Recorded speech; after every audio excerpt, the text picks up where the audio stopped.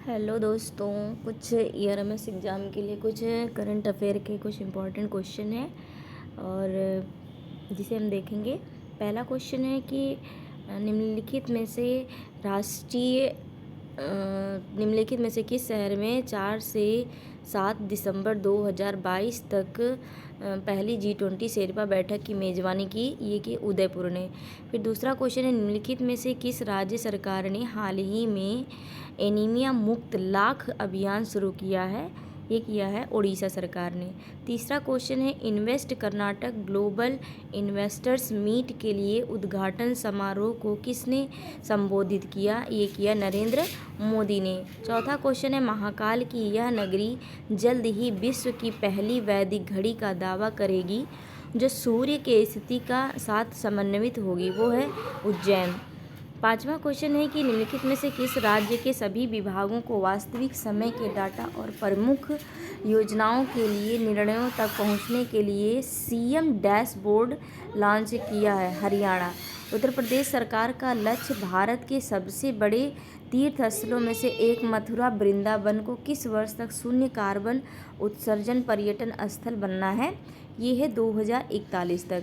QS Asia university ranking 2023 के अनुसार दक्षिण एशिया का सबसे अच्छा शैक्षिक शिक्षा कौन सा है? आईआईटी बॉम्बे है। आठवां क्वेश्चन है, किस राज्य में गौतम बुद्ध विश्वविद्यालय में यूनेस्को अफ्रीका हैकाथॉन 2022 का उद्घाटन किया गया है? उत्तर प्रदेश में। फिर नौवां क्वेश्चन है, निम्नलिखित में से वाराणसी में आयोजित तमिल संगम उद्देश्य का क्या है? ये है ज्ञान संस्कृति सर्वोत्तम प्रस्तावों को मंच प्रदर्शित करना। 10वां क्वेश्चन है, नेटवर्क रेडीनेस इंडेक्स 2022 पर भारत की क्या रैंक है? वो है 61वां। 11वां क्वेश्चन है कि किस राज्य सरकार ने हाल ही में बच्चों के लिए आरंभ राज्य नीति 2022 शुरू की है? ये की है उड़ीसा। 12वां क्वेश्चन है कि निम्नलिखित में से किस राज्य ने हाल ही में आवश्यक कौशल प्राप्त करने के लिए उच्च गुणवत्ता वाले अनुसंधान करने के लिए स्नातक स्नातकोत्तर डॉक्टरेट विद्वानों और शोधकर्ताओं का समर्थन करने के लिए अनुसंधान विकास और नवाचार नीति शुरू की है? ये की है कर्नाटक। 13वां क्वेश्चन है कि निम्नलिखित में से किसने घर लॉन्च किया है? राष्ट्रीय बाल अधिकार संरक्षण आयोग ने। 14वां क्वेश्चन है कि निम्नलिखित में से किस राज्य सरकार ने हथियारों का महिमा मंडन करने वाले गाने फोर आर्म्स के सार्वजनिक प्रदर्शन पर प्रतिबंध लगा दिया है? पंजाब सरकार ने।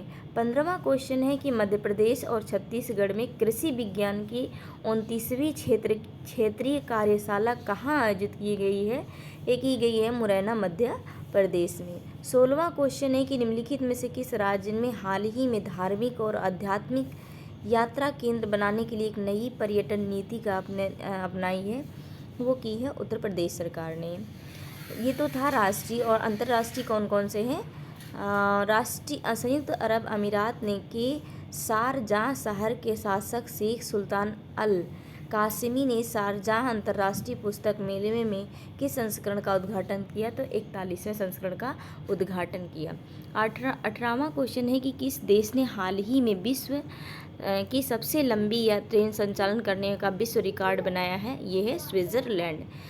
19वां क्वेश्चन है कि 17वें प्रवासी भारतीय दिवस सम्मेलन में मुख्य अतिथि कौन होगा जो वर्ष 2023 में आयोजित किया जाएगा? ये गुयाना के राष्ट्रपति होंगे। 20वां क्वेश्चन, निम्नलिखित में से कौन सा इजराइल का नया प्रधानमंत्री बनने के लिए तैयार है? ये है बेंजामिन नेतन्याहू। 21वां क्वेश्चन है कि नेपाल में प्रधानमंत्री अपने गृह जिले दाडेलधुरा से लगातार 7वीं बार निर्वाचित हैं? ये है शेर बहादुर देउबा। 22वां क्वेश्चन है कि भारत अमेरिका संयुक्त प्रशिक्षण केंद्र का 18वां संस्करण कहाँ आयोजित किया गया है? ये औली उत्तराखंड में आयोजित किया गया है। 23वां क्वेश्चन, निम्नलिखित में से कथनों पर विचार कीजिए कि जीपीआई जिम्मेदार और मानव केंद्रित विकास और आर्टिफिशियल इंटेलिजेंस के उपयोग का समर्थन करने के लिए एक अंतर्राष्ट्रीय पहल है। दूसरा है कि जीपीआई G20 के सदस्य देशों का एक समूह है जिसमें पहला वाला सही है और दूसरा वाला गलत है। 24वां क्वेश्चन है कि भारत ने संयुक्त राष्ट्र अंतर्राष्ट्रीय बाजार 2023 का प्रस्ताव कब रखा? ये रखा था 2018 में। 25वां क्वेश्चन है कि जो कि इस क्वेश्चन का लास्ट क्वेश्चन है वो है कि एशियन भारत शिखर सम्मेलन में भारतीय प्रतिनिधिमंडल का नेतृत्व किया है भारत के उपराष्ट्रपति जगदीप धनखड़ ने। थैंक यू दोस्तों।